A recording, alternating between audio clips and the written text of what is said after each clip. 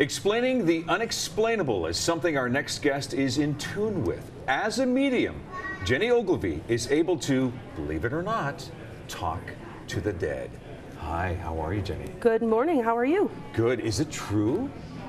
Is it true that you can actually talk or communicate with those who have passed on? Absolutely. I think it's oftentimes people ask me, how is that possible? And, I've had a connection with spirit, as you'll mostly find with people who do this work. I've had a connection since they were young. And at the age of 6, I was able to connect with those who have crossed. So basically, starting out I worked on some murder cases and some missing children cases.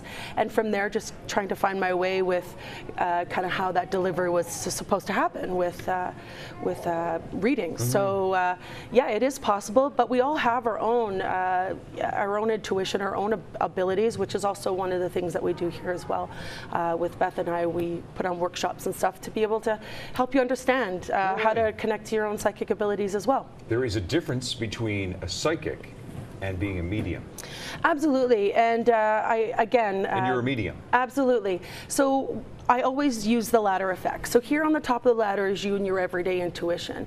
You think about somebody and they call. You've had that happen, right? Mm-hmm. So then, and then the next step down would be psychic. So human spirit to human spirit. So I'm connecting around your energy and what I see around you.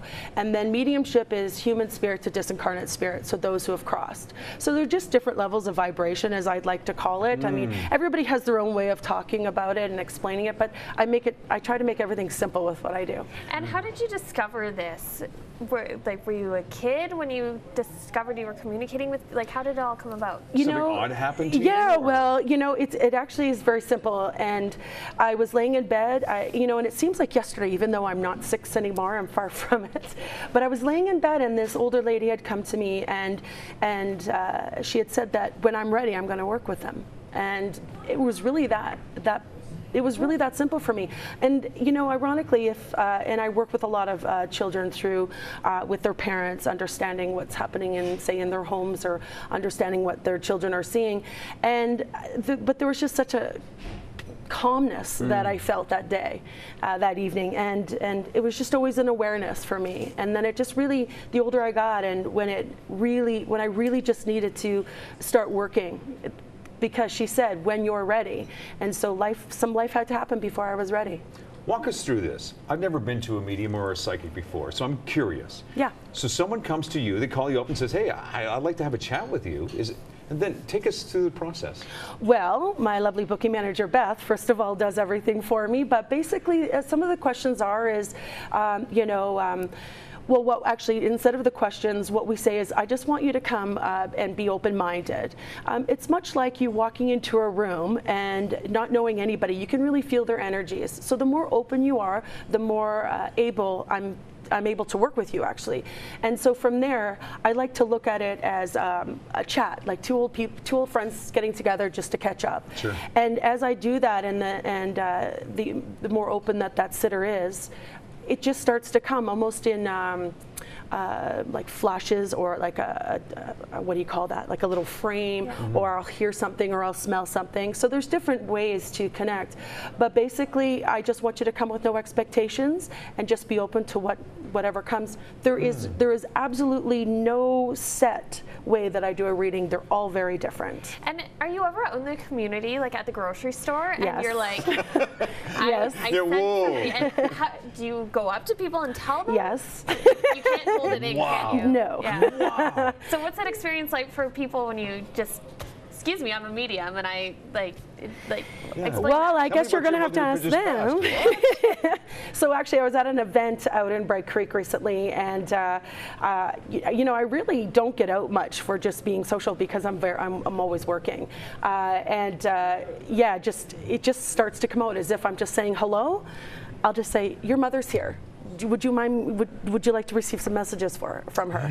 And we just start talking, and it's just it's a quick little communication, then off we go. Fascinating. There's an event coming up. Yes, actually, there's two on. Well, we do several generally, but the first two that are coming up for Halloween, Airdrie and Turner Valley.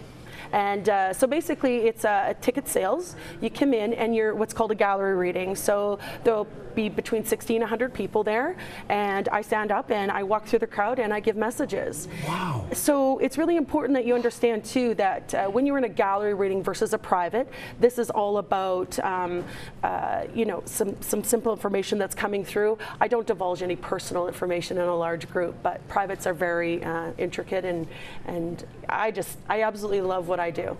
Sounds very fascinating. interesting. Yeah. And you know, next time we'll have to get you to do a reading for a caterer myself. That'd be really, really cool. Absolutely, anytime. Oh, I love it, love it.